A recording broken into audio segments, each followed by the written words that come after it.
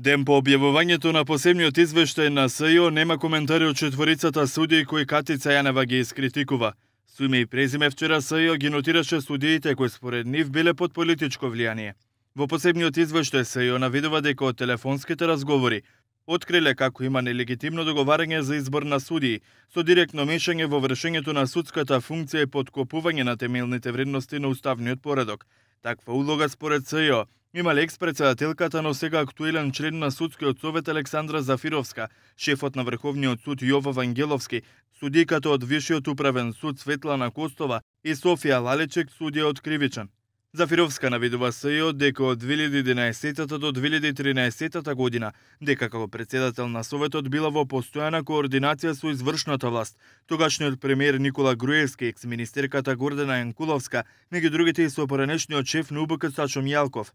Тие заедно одлучувале за избор на подобни судии и разрешување на неподобни судии.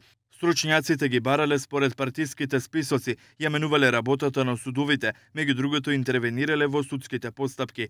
Шефот на Нависокиот суд Вангеловски според СЈО во 2011 и 2012 година во повеќе наврати на своите соговорници им изнесувал информации од судските постапки, интервенирал кај други судии за предметите и давал сугестии за постапувањето. За судиката од Скопска единица Софија Лалечек, СЈО наведе дека една година пред да е назначена за судија и била ветена функцијата. Во извештајот за судиката Светлана Костова, која е во Вишиот управен суд, се наведува дека паралелно работела и во УБК, со што според СЈО, меѓу другото, се доведува во прашање нејзиниот личен интегритет.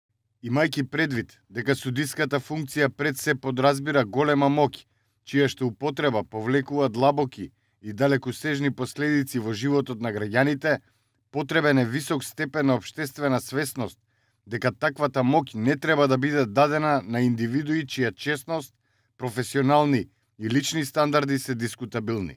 Сепак, ваквиот извештај потенцираат од СЈО не е да се документира мајнатото, туку се однесува за, како што пишува Катица Јанева, ваквото несоодветно постапување да не продолжи да го подкопува владењето на правото и да ја попречува евроатлантската интеграција на Македонија.